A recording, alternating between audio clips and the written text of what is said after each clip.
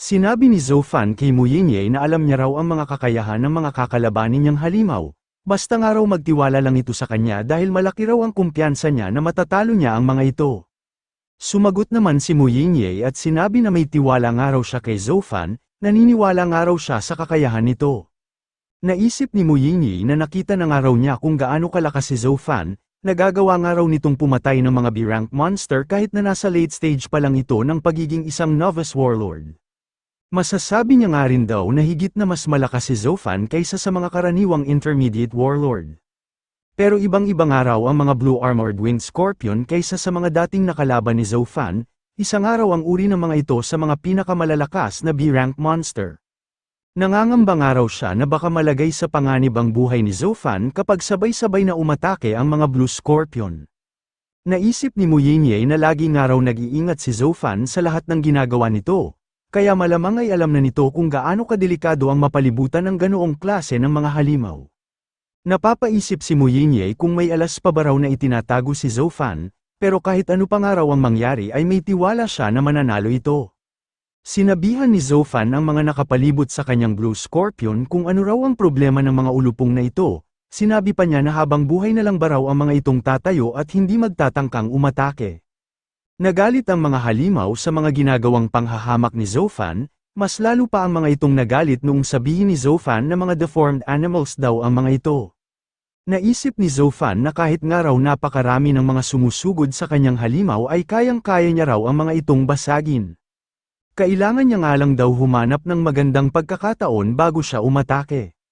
Lumipad ang mga halimaw at sabay-sabay na inatake ang ating bida, pero imbis na matakot ay mas natuwa pa ito. Natuwa siya dahil ito na nga raw ang perpektong pagkakataon, masusubukan na nga raw niya kung gaano nakalakas ang kanyang teknik. Noong paparating na ang mga pag-atake ng mga halimaw ay biglang naglaho si Zhou sa dating kinatatayuan nito. Pagkawala ni Zhou ay agad itong sumulpot sa likod ng isang halimaw, nagawa niyang makagalaw ng ganoong kabilis dahil kasalukuyan niyang ginagamit ang nag-improve niyang skill na Lightning Shadow Flash. Sa isang iglap ay namatay na lang bigla ang isang Blue Scorpion. Napaatras ang ibang mga halimaw noong makita nila ang mabilis na pagkamatay ng isa sa kanilang mga kauri. Gulat na gulat si Mu Yinye sa kanyang nasaksihan, hindi niya inasahan na ganoon lang kabilis papatayin ni Zhou ang isang B-rank monster. Sa bilis nga raw ni Zhou ay hindi na niya masundan ang mga ginagawa nitong paggalaw. Naisip ng ating bida na hindi niya nga raw akalain na ganoon niya lang kadali mapapatay ang mga Blue Scorpion gamit lamang ang basics ng natutunan niyang Lightning Shadow Flash. Naisip niya na talagang isang araw itong War God tier skill. Naiintindihan na raw niya kung paano nagawang makipaglaban ng walang takot ang War God na si Zhu Shi sa loob ng isang monster outbreak. Kung hindi nga lang daw napakalaki ng naganap noong monster outbreak ay baka buhay pa ito ngayon, nakakapanghinayang nga lang daw dahil namatay ito nang dahil sa hindi na kinaya ng kanyang katawan ang sobrang pagod. Habang patuloy na pinapatay ang iba pang mga Blue Scorpion ay naisip ni Zhou na sa kasalukuyan niyang araw lakas ay hinding-hindi siya matatalo kapag mga B-rank monster o pababa lang ang kanyang mga makakalaban. Sinabi ng nanunood na si Mu Yinye na napakabilis nga raw ng pag-improve ni Zhou, nangunguna nga raw ang taglay nitong kakayahan maging sa mga intermediate warlords.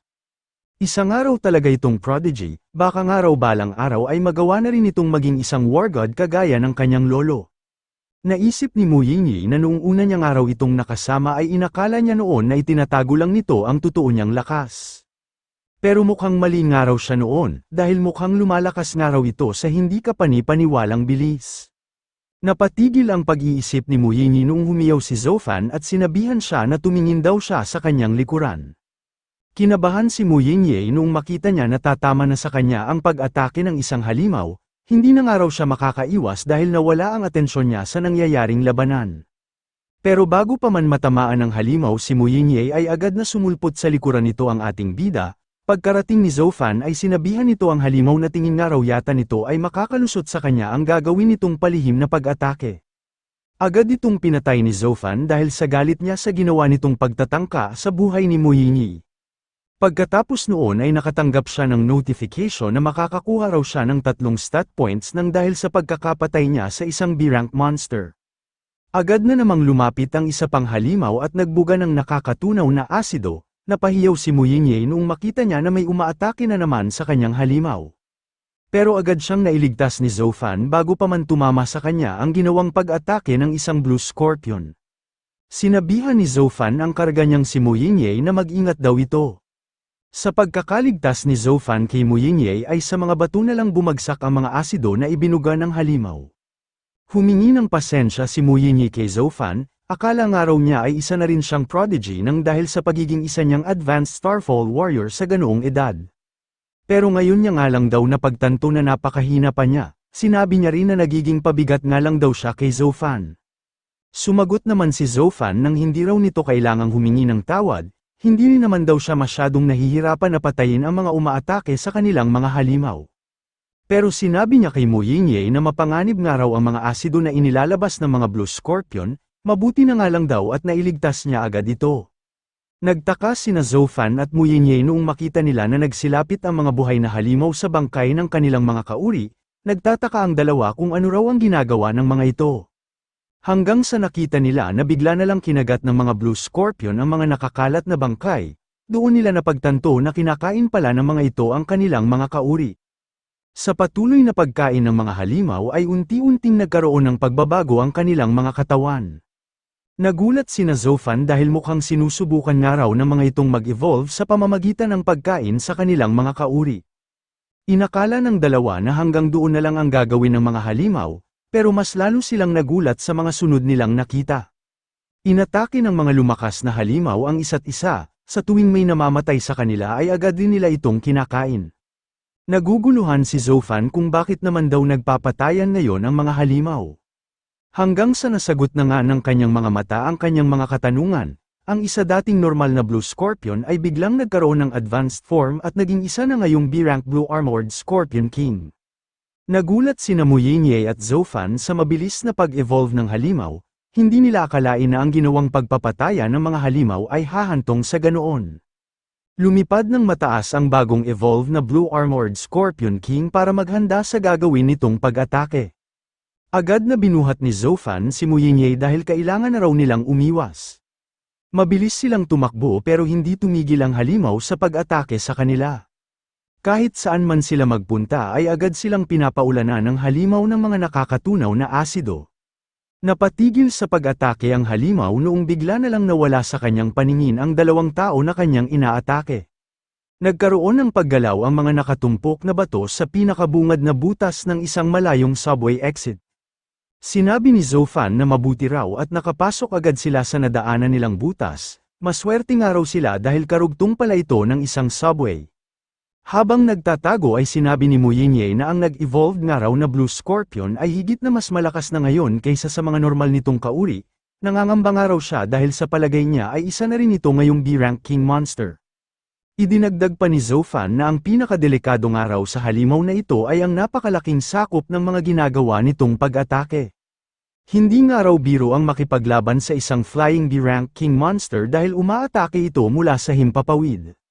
Napansin ni Zofan na naghahanda na ulit para umatake ang Blue Armored Scorpion King, hanggang sa napagtanto nila na sa direksyon na pala nila nakatingin ang halimaw. Napamura si Zofan dahil mukhang maging ang paningin nga raw ng halimaw na ito ay nag-improve din noong sandaling mag-evolve ito. Agad na lumipat ng pwesto si Zofan habang karga-karga si Mu Yinye, habang tumatakbo ay sinabi ng ating bida na hindi niya raw malalabanan ang Blue Armored Scorpion King sa ganoon kalawak na lugar. Nagdudulot ng malalakas na pagsabog ang ginagawang pag-atake ng halimaw sa tuwing may tinatamaan ito. Pero mabuti na lang at mabilis na nakakatakbo si Zofan kaya hindi sila natatamaan ng halimaw o naaabot ng mga nangyayaring pagsabog. Sa ibang bahagi naman ng Sierra City's Monster Den ay may isang grupo ang kasalukuyang nagsasagawa ng kanilang misyon. Pinamumunuan ng isang babae na may pulang buhok ang grupong ito. Bawat isa sa mga miyembro nito ay may kanya-kanyang suot na mga mamahalin at mga matitibay na kagamitan. Ang babae na tumatayong squad leader ng grupo ay isang intermediate warlord at nagngangalang Gu Feizu. Ang 4 sa 6 na kasama ni Feizu ay sadya niyang mga kagrupo at ang 2 naman sa mga ito ay mga binayaran nila para maging porter sa gagawin nilang misyon. Sinabi ng isang babae na halos nasa kailaliman na raw sila na bahagi ng Monster Den. Hindi na nga rin daw magtatagal at makakarating na rin sila sa bungad ng Monster Chasm, pero hanggang ngayon ay wala pa rin daw nakikita ang kanilang detector. Nagtanong ang babaeng ito sa kanilang squad leader kung nagkamali ba raw sila ng lugar na napuntahan. Sumagot naman si Fei Zhu nang hindi raw sila nagkakamali, malamang nga raw ay malapit na rin doon ang mga bagay na hinahanap nila. Nagsalita ang isa nilang kamiyembro na si Ali na may nararamdaman na raw ang hawak niyang detector device. Agad niya ring itinuro sa kanyang mga kasamahan ang direksyon na ipinapakita ng kanyang detector. Hindi na nagaksaya pa ng oras ang grupong ito at mabilis na pinuntahan ang direksyon na itinuro ni Ali. Pagkalampas nila sa mga gumuhong kabahayan ay nakita nila na nagkakaroon ng malakulay lilang liwanag ang lugar na nasa kanilang unahan. Pinuri ng ibang mga miyembro si Ali dahil tama nga raw ang direksyon na itinuro nito. Mas lalo pang sumigla ang buong grupo noong makalapit na sila sa lugar kung saan nagmumula ang kulay lilang liwanag. Hindi sila halos makapaniwala na magagawa nga nilang makahanap ng ganoon karaming legendary artifacts. Sinabi ni Fei Zhu na hindi nga raw nasayang ang lahat ng inilaan nilang pera at oras. Magiging mas malakas na nga raw siya hanggat meron siya ng mga artifacts na ito. Kapag nagawa nga raw niyang makapag-breakthrough sa pagiging isang advanced warlord, kikilalanin na raw siya bilang pinakabatang advanced warlord ng kanilang bansa. Kumuha si Ali ng isang kristal at tinanong ang kanilang leader na si Fei Zhu kung ganoon ba raw talaga kaimportante ang mga item na ito. Agad namang sinabihan ni Gu Fei Zhu si Ali na itapon daw agad nito ang hawak nitong kristal. Sinabi niya rin kay Ali na wag nga raw itong hahawak sa kristal gamit lamang ang mga kamay nito. Nangamba si Ali noong bigla na lang natunaw ang hawak niyang kristal, napatanong siya agad sa kanilang squad leader kung hindi ba raw ito mapanganib, nangangamba siya na baka raw malason siya nito. Sinabi ng isang nakahod na lalaki na nasa loob nga raw sila ng Sierra City's Monster Den, napakalakas nga raw ng loob ni Ali para hawakan lang ng kanyang mga kamay ang mga natagpuan nilang kristal. Pinayuhan din ng isang malaking lalaki si Ali na mabilis nga raw itong mamamatay kapag hindi ito nag-ingat. Sinabi ni Fei Zhu na hindi naman daw nakakalason ang mga naroong kristal, pero mabilis nga raw talaga itong nalulusaw sa sandaling mahawakan ito sa normal na paraan. At sa sandaling matunaw ito ay naglalabas nga raw ito ng amoy na kayang umakit sa mga halimaw. Sinabi ni Fei Zhu na maliit lang naman daw ang kristal na hinawakan ni Ali kaya siguro naman daw ay magiging ayos lang daw sila. Nagpatuloy sa paglipad ang Blue Armored Scorpion King para sundan at hanapin sina Zhou Fan at Mu Yingyue. Habang naghahanap ito ay may bigla itong naramdaman mula sa malayo. Naisip ng halimaw na nakaramdam nga raw siya ng presensya ng isang advanced form na artifact. Kapag nga raw napasa kamay niya ang naramdaman niyang ito ay magagawa na raw niyang malampasan ang kanilang pinuno. At kapag nangyari nga raw yun ay siya na ang magiging hari ng kanilang uri. Nagtaka si Zhou Fan kung bakit bigla na lang daw lumipad papunta sa ibang direksyon ang humahabol sa kanilang halimaw. Sinabi naman ni Mu Yingyue na kanina pa nga raw silang hinahabol nito kaya malamang nga raw ay nakaramdam na ito ng pagod.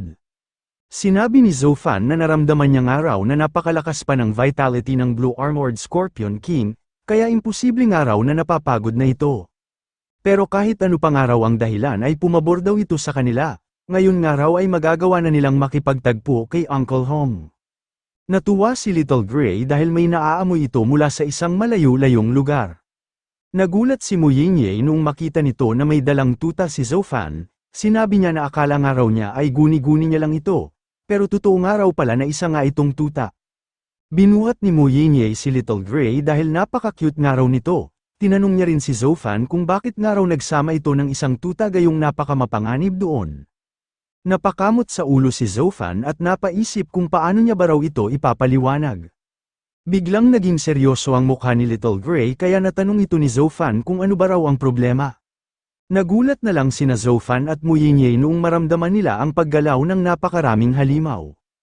Naisip nila na mukhang papunta rin daw ang lahat ng mga nakikita nilang halimaw sa direksyon kung saan nagpunta ang Blue Armored Scorpion King. Nagtataka ang ating bida kung ano ba raw ang mayroon sa direksyong yun at bakit nagpupunta doon ang napakaraming halimaw. Napansin ni Zhou Fan na kanina pang turo ng turo si Little Gray, tinanong niya si Little Gray kung sinasabi ba raw nito sa kanya na magpunta rin siya sa lugar na yun. Nagtaka si Mu Yingyue dahil parang nagagawa nga raw makipag-usap ni Little Gray sa mga tao at mukhang naiintindihan nga raw nito ang kanilang lengguwahe. Binuhat na ulit ni Zhou Fan si Mu Yingyue upang mabilis silang makapunta sa direksyon na itinuro ni Little Gray.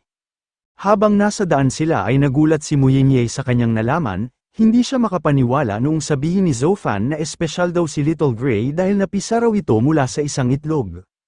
Nagulantang ang grupo na pinamumunuan ni Gu Feizu nang dahil sa mga sunod na nangyari. Nagulat sila noong makita nila na parami na ng parami ang mga halimaw na nagsisidating sa lugar kung nasaan sila. Mukhang hindi nga raw sila tatagal kapag nagpatuloy pa ang pagdami ng mga ito. Natataranta na ang lahat ng mga miyembro at tinatanong ang kanilang squad leader kung ano na raw ang kanilang gagawin. Kahit nalalagay na sila sa panganib ay naging mahinahon pa rin ang squad leader na si Feizu, mabilis niyang binabalahan ng palaso ang kanyang sandata para mapatay agad niya ang mga papalapit na halimaw. Agad naman ngang namamatay ang mga halimaw sa tuwing tinatamaan ang mga ito ng tatlong sabay-sabay na palaso. Pero sa pagtagal ng oras ay nakaramdam na rin siya ng pangamba, sinabi nito na nakakalula nga raw ang dami ng mga nakikita niyang halimaw. Hindi nga raw siya makapaniwala na ang maliit na crystallized mutated monster core ay makakaakit ng ganoon karaming halimaw. Patuloy naman ang paghingi ng pasensya ni Ali, nangyari nga raw ito nang dahil sa kanya, dapat nga raw ay hindi niya basta-basta hinawakan ang isa sa mga natagpuan nilang kristal. Sinabihan naman ni Gu Feizu si Ali na tigilan na raw nito ang pagsisi sa kanyang sarili, lahat naman nga raw sila ay nakakagawa ng pagkakamali. Saka kahit nga raw hindi niya ito hinawakan ay mangyayari pa rin ito habang kinukuha nila ang mga kristal. Nagtanong muli ang lahat ng mga miyembro sa kanilang squad leader kung ano na raw ang gagawin nila ngayon, nagmungkahi rin ang isa sa kanila na bakit hindi na nga lang daw sila umalis sa lugar na iyon. Agad namang sumagot si Gu Feizu nang hindi raw nila ito maaaring gawin, kapag nga raw pinabayaan nila na makuha ng mga halimaw ang mga naroong kristal ay malalagay raw sila sa isang malaking problema. Ang mga kristal nga raw na nandoon ay nagagamit din ng mga halimaw para mabilis silang makaakyat sa sunod na rank. Kapag nangyari nga raw yun ay kikilalanin sila bilang mga kriminal na responsable sa pag-akyat ng bilang ng mga A-rank monsters. Nagulat ang lahat ng mga miyembro sa inilahad ng kanilang squad leader, napapatanong tuloy sila kung ano ba raw talaga ang mga kristal na ito. Sinabi ni Feizu na kung kakailanganin na nga raw nilang umatras ay hindi raw nila maaaring pabayaan na makuha ng mga halimaw ang mga naroong kristal. Iminungkahi ni Feizu na gawin na raw nila ang plan B at iyon ay ang pasabugi na lang daw nila ang mga kristal. Hindi na nagaksaya pa ng oras ang buong grupo at agad na ngang pinasabog ang buong lugar. Sa lakas ng ginawa nilang pagsabog ay natatanaw ito kahit sa malayo. Naghahanda na ang grupo na pinamumunuan ni Feizu para umalis, pero hindi nila inakala na hindi pa pala ito natatapos doon, nangangamba ang buong grupo sa mga nakikita nila ngayon. Imbis nga raw na mabawasan na ang mga dumarating na halimaw ay mas lalo pa ang mga itong dumami. Naisip ng papalapit na Blue Armored Scorpion King na hindi raw maaaring mawala ang naramdaman niyang advanced artifacts. Kailangan na niya raw makuha ang mga ito bago pa siya maunahan ng iba. Habang nasa daan ay sinabi ni Zofan na pamilyar nga raw siya sa lugar na yun dahil doon siya dati nakatira. Kasalukuyan nga raw silang dumadaan sa isang shortcut patungo sa dating amusement park ng lungsod ng Sierra. Habang mabilis na tumatakbo ay nagtataka rin si Zofan kung bakit nga raw nagkaroon ng malaking pagsabog sa lugar na kanilang pupuntahan. Napapaisip siya kung ano na ba raw ang nangyayari doon. Sinabihan ni Zofan si Muyinye na kumapit daw ito ng mabuti dahil mas bibilisan pa raw niya ang kanyang pagtakbo. Kailangan na nga raw niyang malaman kung ano ba ang nangyayari dahil masama na nga raw ang nararamdaman niyang ito.